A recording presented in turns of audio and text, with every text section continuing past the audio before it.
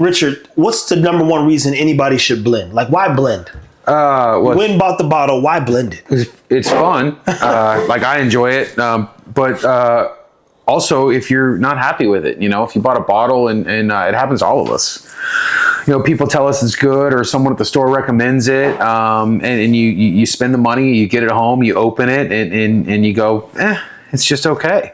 And then you have 30 bottles, and one of them looks like this now. It's been opened. You've had one pour out of it. And what are you going to do with it? It's just going to sit there for years and years and years and gather dust. So if you can elevate it, or you can mix it with something else and make something better than either of those two bottles, or something that you actually enjoy, that's a good reason. So Richard informed me about the thing called Whiskey Tube. So on Whiskey Tube, I guess people review whiskey. Now, be very clear, this is not a place where I'm going to be reviewing whiskey. If I like it, I like it. If I don't, I don't. We'll get his perspective.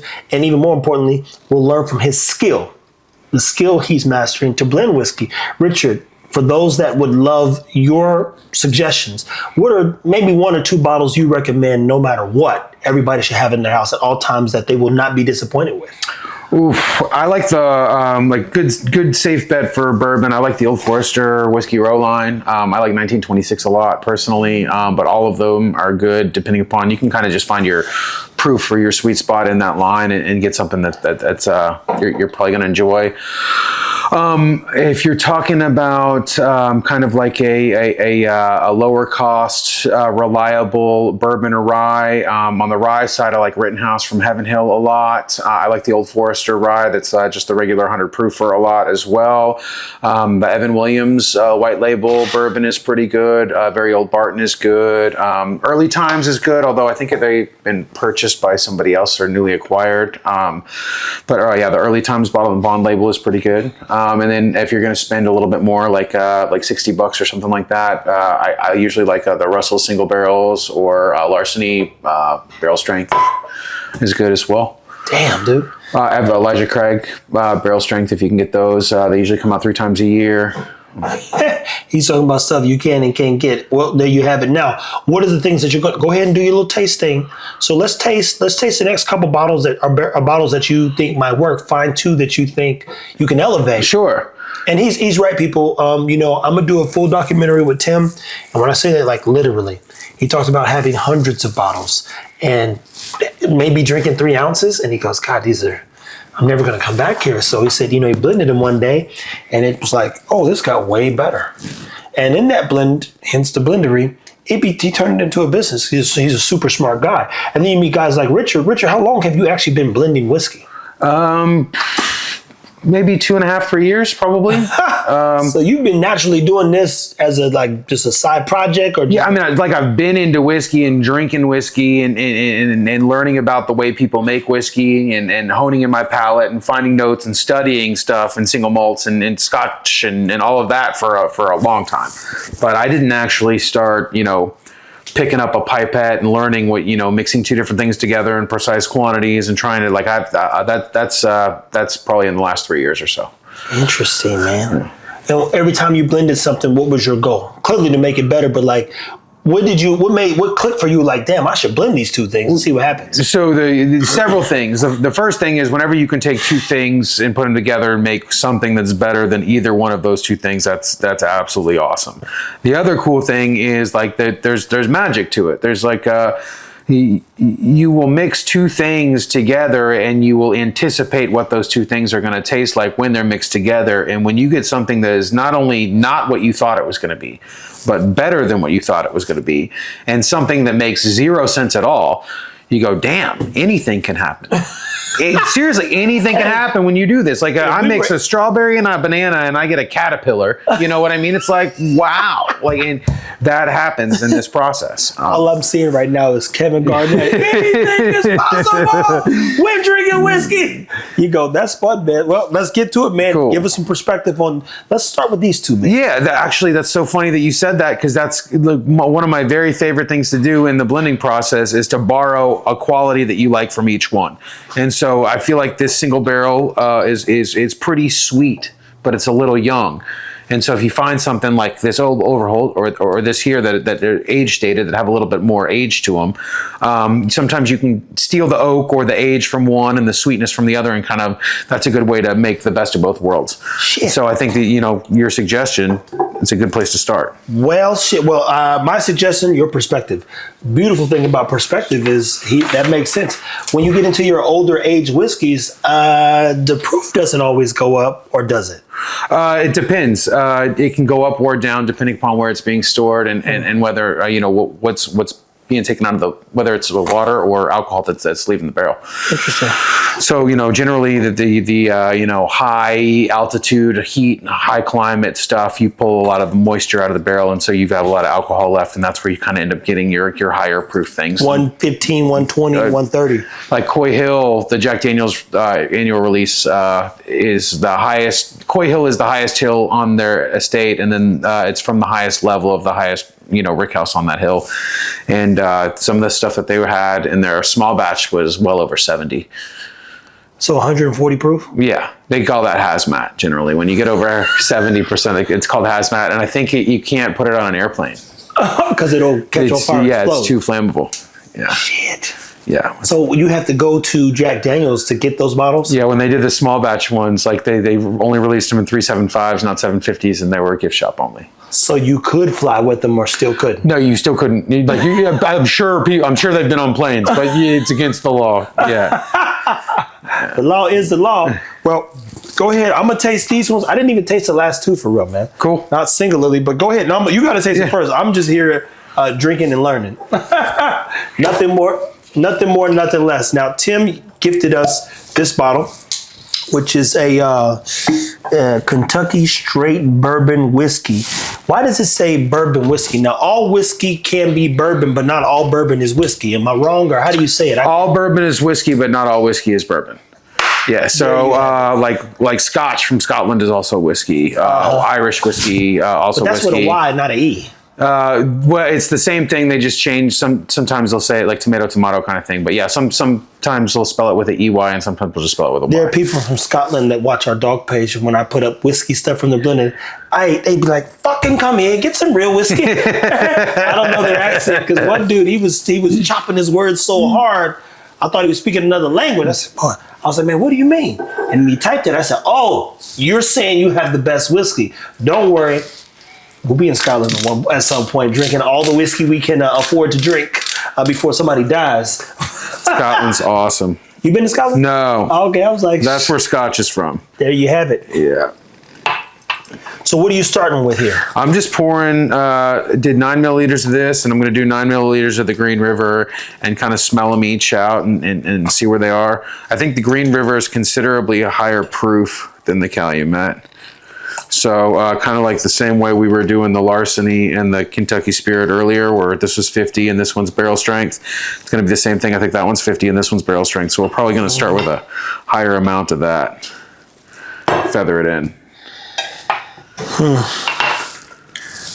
This one, I mean, it kind of smells sweet though, too, though. Oh, yeah. But it is bourbon. Yeah, that smells nice. Oh, bro, that's like water. Yeah. Literally water. And it's like, when they say water over the river, that's like water, dude. But yeah, you get all the 10 years on that. You get the oak. You taste the wood, especially on the finish, the way it kind of takes the air out of the room, dries you out a little bit. Yeah, it tastes like sweet antique oak. So this one's sweet, and I think I remember it having kind of a bit of a fruity profile, but I think it tastes a little young and a little bit sharp. So the goal will be to keep the fruit and sweetness that's in that, only round out the youthfulness and the sharpness with the oak content and the age on this. Man, and when you're in your experience, when you pair oak with something sweet, what normally comes out in your experience? So like generally I like the ochre to have a sweeter profile. Sometimes if it's tannic or too drying, it's displeasing. It's not good. But when I combine the two, like I just my goal is to kind of keep the sweetness in here, but round out the youth. Like this, did you taste this just now? Yeah. Yeah, it tastes. You get all the sugary sweetness up front, but at the end it's sharp. It tastes young. You know what I mean? You don't get that oak that you get on this Crazy one. is I can smell. We talked about. Tim taught us about a dominant nostril, right? Yeah. So I stay pretty still. I got bad allergies, but my left nostril in this case almost burned at the front, whereas my right one didn't get any issues. Just on the nosing this thing alone, so you go, wow, that's kind of. And then same thing. It actually did what it thought it was going to do. It's like a little sharp. A little sharp. Yeah. But do you taste the sweetness in it? Mm-hmm. A little bit of like almost kind of candy. Candy man. Yeah. So what I'm going to do that might be the name of this one. Is look, Richard, if you come up with Candy Man, we can sell that to everybody. There you go. Say Candyman 3 times in the dark. See if he appears. So I want to blend in most of this, and then a little bit of this, and see if this makes it sweeter and gives it a little bit more of an interesting profile while still keeping, how soft and oaky and well aged and mature this tastes. Okay. Well, work your magic, bro. Cool. Work your magic. Don't let us hold you up, man. Look, this guy is a magician when it comes to whiskey, man. He understands stuff I don't even get. 59. Whiskey don't come with a lot of descriptions on it. Like you go get some bread, it tells you about the calories, total carbs, fiber, etc. Whiskey be like, oh, this is bourbon. Okay, well, what went into it? I said it was bourbon. He like, well, could you tell me a little bit about the mash bill? It's fucking bourbon. You should know. And it's kind of where you're left stranded. What's the calorie intake? It's bourbon. If you're drinking it, you're not drinking it because you're worried about the calories, my man. You go, okay, that's fair. So you still don't know what it is? I said it's bourbon. So you went 50-50 or 60-40? No, I did 7 milliliters of the Calumet Farms, and I'm only doing 3 milliliters of the Green River. Mm-hmm. I want to keep all of that oak on the Calumet Farms, and since it's proofed at 50, and this one's closer to 59, I want to do a lot more of the. I want to do more weight on the Calumet. Interesante.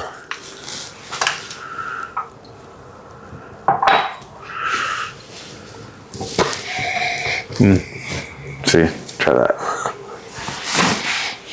Oh, that smells completely different. Yeah, it smells nice too, doesn't it? It smells sweet, and you get that candy thing, but you also smell the oak on it. Yep. Damn, dude. Now, hopefully it's not sharp, when you taste it. Yeah, it didn't taste like either one of those things.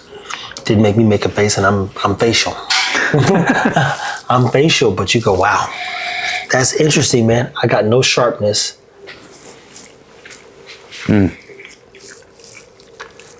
Now, I understand what you asked me to look for in it.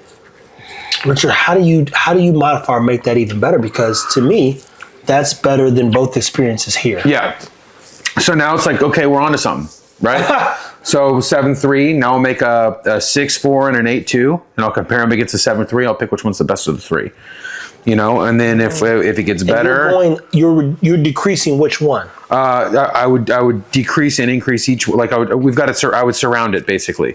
So right now we have 7 of the Calumet Farms and 3 of the Green River. So I'll try one that's 6 and 4, but I'll also try one that's 8 and 2, and see, if this is the best one out of that, then we know we're on the right track even more. If one of them gets even better, then we keep going in the direction that it got better, either up or down. Say less, man. It's just like an investigation. You know what I mean? Look, the goal is never to be investigated by nobody. But I hear, well, put it in the That's nice. So yeah, let's try an 8.2 and a 6.4.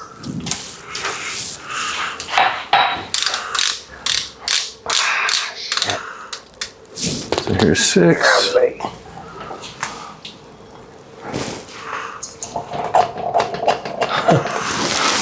Here's 8.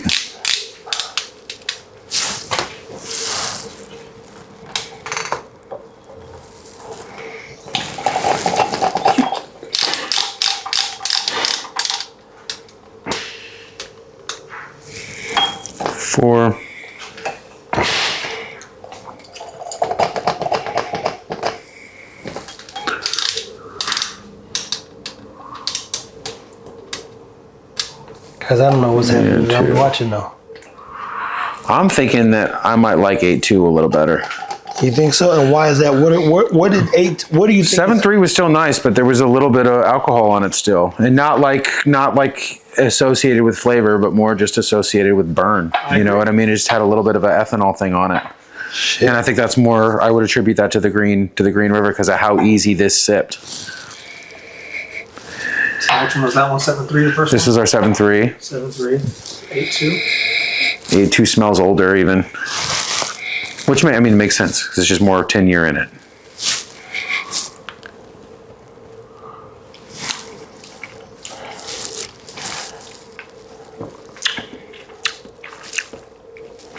That's the winner. That's definitely the winner.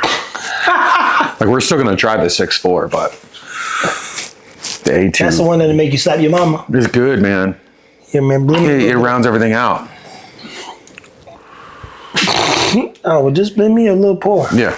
Leave it up for me. Let me get that same thing. I'm Yes, just sir. drinking. Wait a minute, while you doing that, I'm gonna taste this. Yeah. Now, what we love about Richard and this whole investigation. Now, guys, mind you, we're going to get into.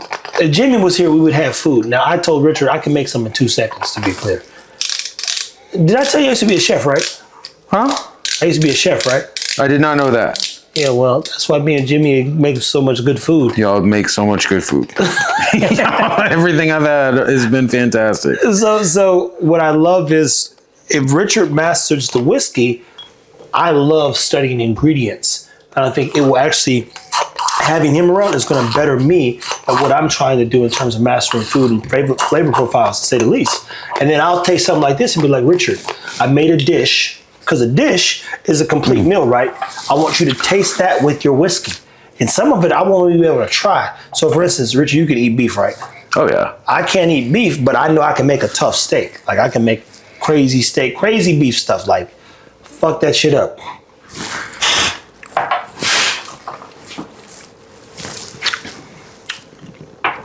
Six four is nice too. Holy but shit. all the sharp comes in on the end. Damn, we need that proof gun. Fucking But shit. that's 6.4 is nice too, man. The 7.3 is the worst one.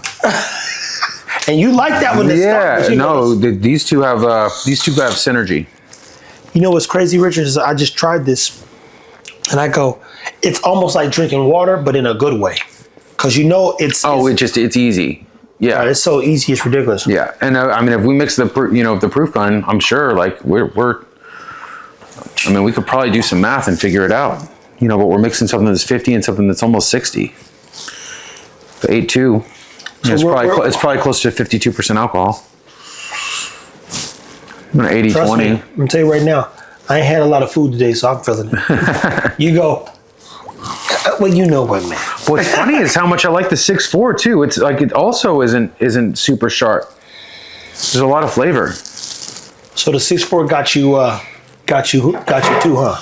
Yeah, I like it. It's Now, what do you do when you get into that confused state of like, damn, I thought the 8.2 was it, but then the 6.4, which taking it down. I mean, it's not confusing. It's just that they're both good. They're both different, and it kind of depends upon what you want. So the 6.4 is going to be a little bit louder. It's going to be a little bit less oak, and it's going to be a little bit sweeter and a little bit fruitier, and have a little bit more proof to it. Probably going to be closer to 54% alcohol. No, the 8.2 has more of the tenure in it, so it's softer. It has more oak in it. Less of the youth, so it drinks a little bit softer and older. And there's an occasion for each one, depending upon kind of what you're looking for. Damn. I like them both. I kind of want to try. I kind of want to keep stepping this down. See what happens, man. Look, we fall. At some point in time, it's going to get all the youth and sharpness is going to become too much. But this is You nice. can use this wooden cup. It's my medieval thing. Right? These things are fun. Now, if I smell oak out of that, then You're fucked. Well, I think that's my issue. I can't smell a fucking thing. Because I can't literally breathe. It's the worst thing in the world. Well, this is why I don't go blow my nose, guys. Is because I got this mic on and you hear all that shit coming out of my ass. Literally. 8.2 is way better, but 6.4 is still very nice. So we went 6.4, 7.3, and then 8.2. Yeah, we did 7.3, and then we made the 8.2 and the 6.4 to see, because 7.3 is in the middle. So we wanted to see Is it better right where we are? Is it better with more of the Calumet, or is it better with more of the Green River? And so we tried all of them, and we found out I think it's better with more of the Calumet. There you have it, man. That A2 is good. Fuck, dude. So if you had to blend a percentage of both bottles today, which iteration would you go with? 80-20. Yeah, 8 milliliters of this, and 2 milliliters of this.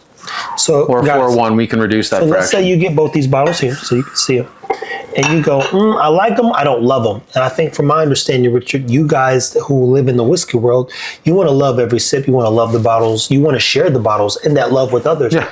And big thank you to everybody who we've come in contact with, because they've shared more with me than I probably have been shared with in about 15, 20 years of my life. And so when you're getting these bottles and you say, I don't like them, I want to love it, guys like Richard figured out how to make you love it. And then, from my understanding, 8-2. Yep. 8-2, and you might love it. Put it in an empty bottle that you drank and hopefully had a good time with, and share it with some others. What would you call this blend if you had to come with? Now, Richard's the name man. Let's play the name game, dog. What would you On the call spot. it? There you go. Look, showtime, baby. It's real show. The camera rolling the whole time. No excuses now, Richard. What would you call it if you had to call it something, dog?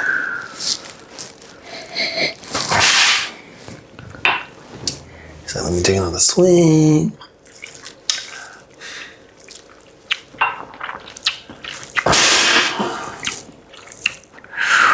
Old grape butterscotch. Long name, I get it. I mean, the butterscotch thing is there, the grape thing is there, and old because the oak. I mean, you Let me really ask do you get this, the oak Richard. in it. If you ate a grape right now, what would change? So the grape on here is candied. So it's more like Jolly Rancher, less like a bunch of grapes from the produce section. See what I'm saying? Yeah. I'm asking because look, Richard, I happen to have some grapes. So, I mean, I hear the name and I'm thinking like grandma's syrup. Yeah. Yeah, butterscotch, I think of grandma. You got candied grape, for some reason I just think of grandma. And then you said old grandma. Yeah. my There you grandma go. don't like grapes, so that didn't come to me. Well, hey man, them us natives, them grandmas, they be eating that sweet stuff, boy. Do they? They do.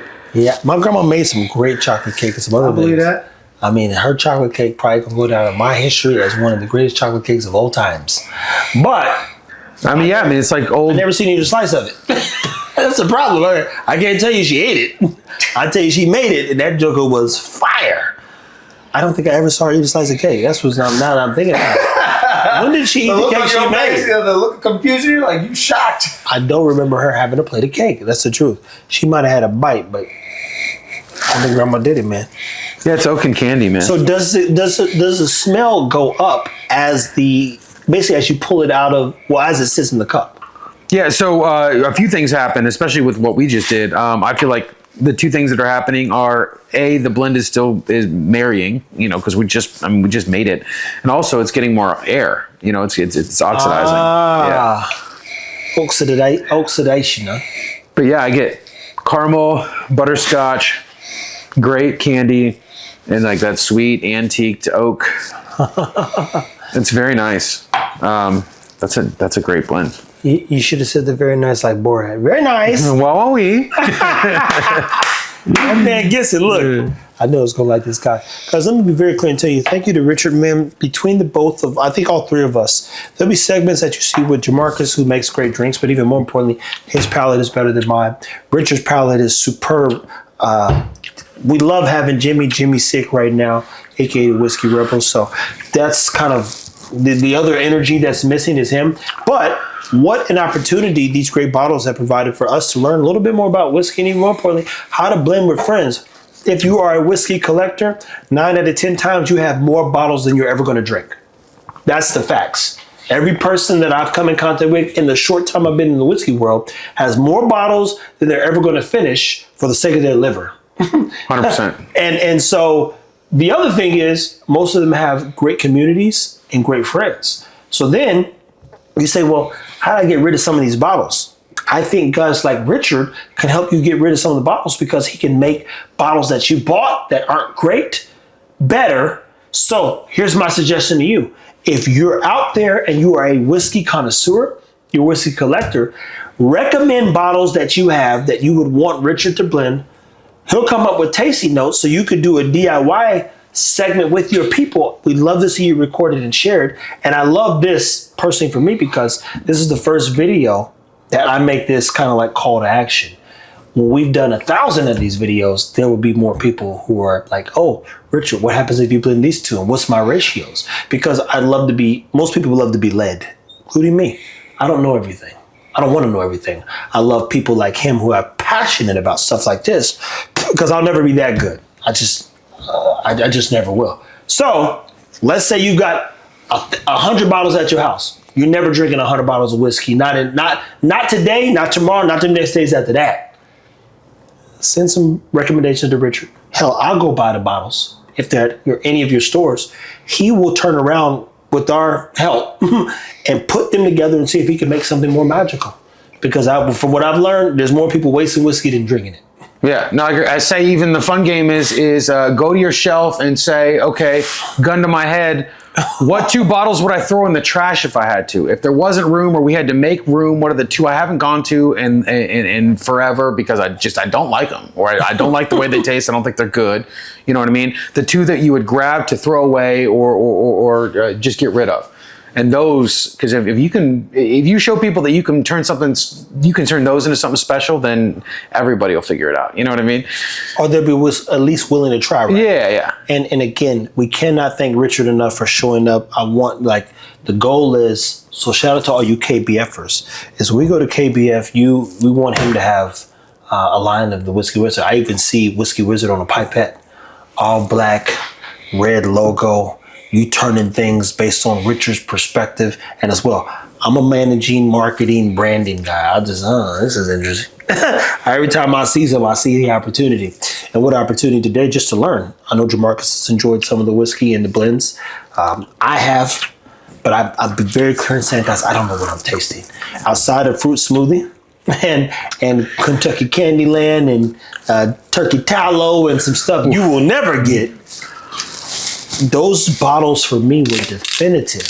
And even shout out to this, Richard, if you don't mind, what were your tasting notes on Double Vision that you said I have to put this in a blend and bottle? Sure. So I'd have to pull up the notes to go down everything. But do you need to taste it again? No, I distinctly know that there's a big mint on there. And that, I love that blend.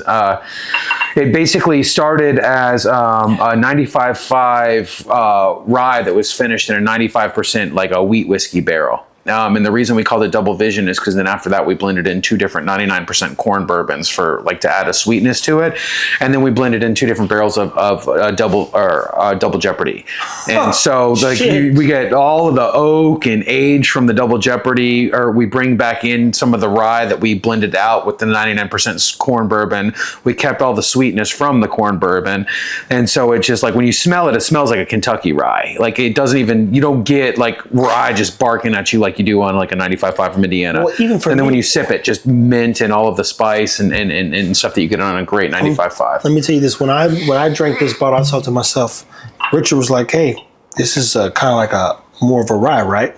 Oh yeah, it's definitely more of a rye drinker's rye, like a oomphy in your face rye. Let me be very clear and tell you this, Richard.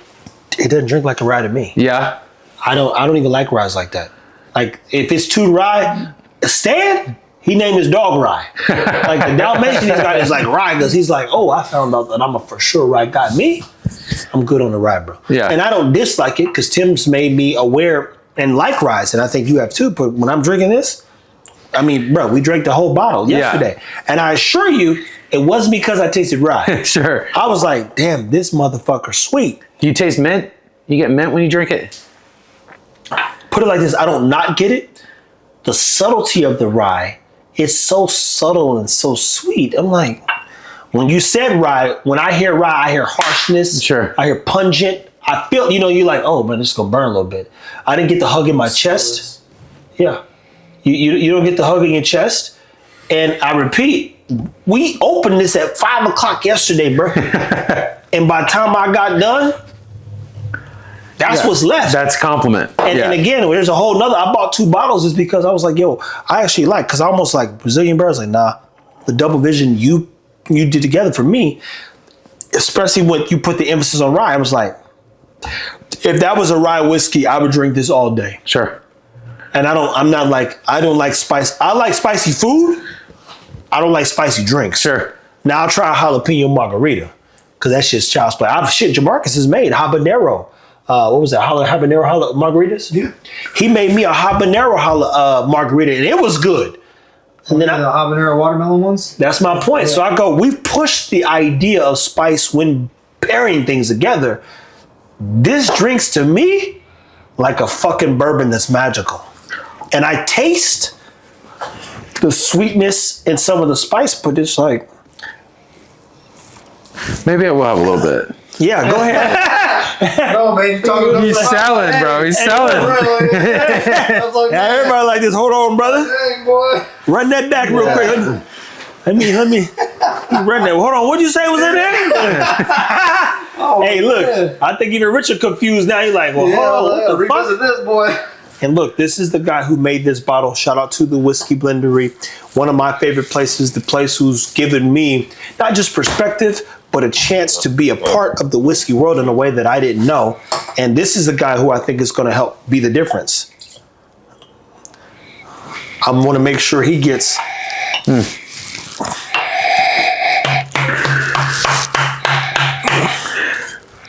So I get where you're coming from, especially on the nose from the bourbon side, because there's a lot of richness, a lot of caramel. I see what you mean about the mint, and it actually reminds me of a mint julep. Yeah. So you made the mint's usually the thing I get on rye more than I get mint on some Four Roses bourbons, but generally it's more of a rye. We just left Whiskey Road 20 minutes ago. That's just how we start our night. See what I'm saying? See what I'm saying, Richard? See, but there's dill on there too. Some. It works well with the caramel. So that's the point. So I'm getting the spice, but the spice is more just like it's coating my mouth. I feel a little burn, but it's not like rye. So what's crazy is when you actually season a dish, and I'm good at this, right? So what happened is, let's say I make a dish, it's going to be spicy, but it ain't going to burn you up. When you eat it, you're going to be like, damn, I taste the flavor, I feel the spice, but I don't feel like I'm burning up. Which is like, how'd you do that? I'm like, that's for us professionals to do, because you can taste the cayenne, the pepper. But you go, this food's hot, but I don't feel like I'm sweating or hurting. That's when you've mastered it. I feel like the reason you can get along with the dill in here and it doesn't go complete rye to you is because it rides the line of a green apple. Like it's dill, but there's a green apple thing that brings it fruity and sweet, and it doesn't take you all the way to that like a dill pickle. You know what I mean? Which a lot of people like. That's where they're off the bus. Like I don't want to play anymore if you're getting dill pickle notes. So this is nice. You telling me? You telling the right one, baby. All I'm gonna tell you is I enjoyed it. Shout out to you for making that blend. I don't know what. Sometimes people at the blendery, these bottles will mature past the blending date. So they get better with air for sure. So 20 days after, it could be even more notes that he didn't miss them, but everything they blend, unless they dilute it, comes straight out of the barrel. And all he does is make it magical. So I repeat, I'm not a rye guy. I'm not a rye guy. Because if it's a great rye, I'm in. But I didn't buy this because it had rye components. It had the components that I like from rye without feeling like I was drinking a rye. Stan bought 5 bottles of Apple of my rye. I would never do no such thing. He loves rye. I'm not doing it. What would I buy 4 bottles of? Golden Grains. Get this. Tastes like cereal, super magical, super. I like what? Tim's like, oh, Trevor, try this one. You like Amberana. Sweetness. I love the sugar components to Amberana. So I'm never going ham on rye. I'll drink it if people like Richard can blend it and make it magical. And if you had to give new notes on this double vision that you blended and bottled for the Whiskey Blendery, what would be some things that your takeaways from this? Because this is good, man. Sure. No, it's fun going back to it with a level or with a bottle that had that much air in it, because I remember there being a really big mint on it, and there's definitely still mint on it, but it's not nearly as loud as I remember it being, and it was juicier, like a fruitier. I don't remember that dill being as prominent as it was, and I don't mind dill, like even loud dill, minty, herbal stuff on rye, but it wasn't like that. It's come more around to the way it smells than it did when the blend was done. So I remember there being like a distinctly, it smells very 51% rye, Kentucky sweet forward. And then I remember tasting it and it being more 95.5 heavily rye forward and more mint and all of that. And honestly, I feel like the nose and the palate have kind of come together now and harmonized a little bit. So it's fun going back to it. You and me both, man. So there's a few bottles for sale at the Whiskey Blender. Brazilian Bird. There's a Earth, Wind, and Fire for sale at the Whiskey Blendery. So we've got a Brazilian Bird, a Double Vision, a Wild Game Whiskey Society Bourbon, a Wild Game Whiskey Society Rye Blend, a Slow Burn, which is fantastic. That's a really good single barrel. It's funny too, man. That single barrel isn't. It's not like we were trying to make a low proof offering. We were trying to find barrels that got better with water.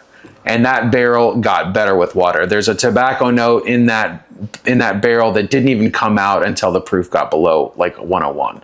And then it started going, okay, sweet tobacco leaf. And it's so cool. And slow burn's a perfect name for it because it's like, slow burn of a cigar, which is a good thing, but then also, no burn because of the lower proof of the blend not blend, but single barrel with the proof that it's at. So it's great. Let me tell you this, people. I'm not calling him a wizard for nothing. Most wizards, even when I'm a movie guy personally. So what I love about what he said in another one of our videos was that as he continues to walk down the road, he gains experience. What does experience do? It's one of the greatest teachers on earth.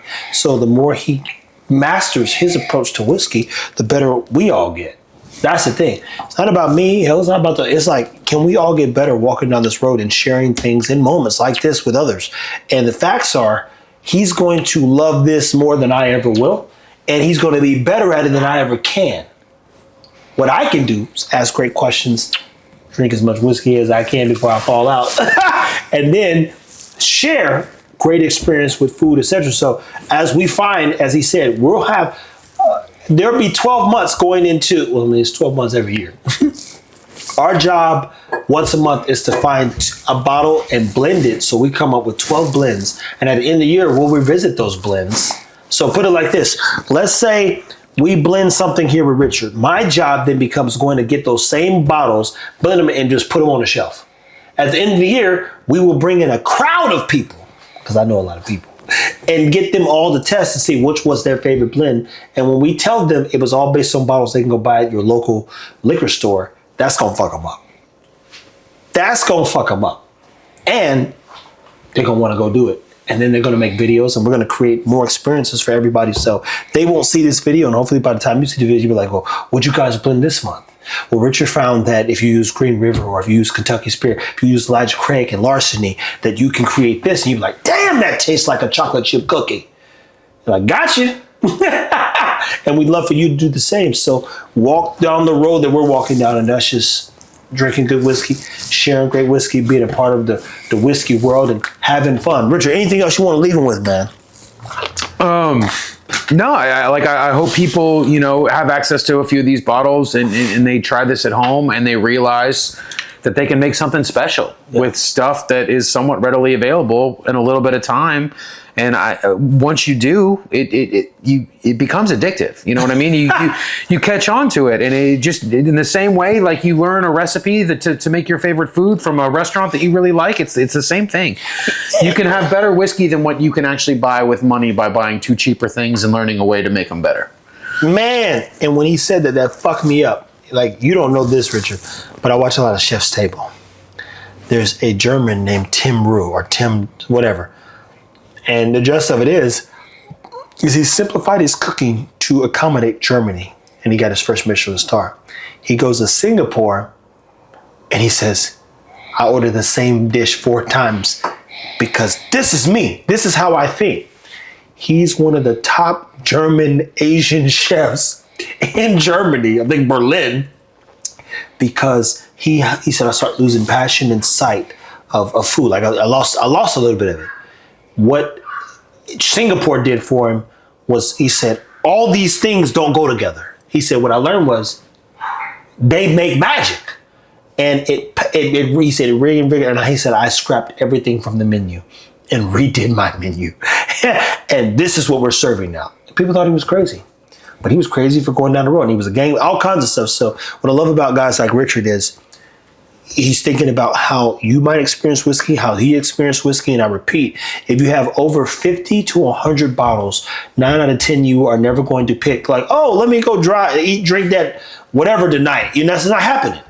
But if he was able to turn that thing into a yellow Laffy Taffy, chocolate chip cookie, what's another flavor profile that you We created? had a vanilla cola. But the vanilla cola. We did a vanilla cola one that was pretty good. Vividly remember that one. You go, wow. You might take them bottles you got or just go buy those bottles and get other people's reactions. So record, share, and drink up. Guys, keep it whiskey.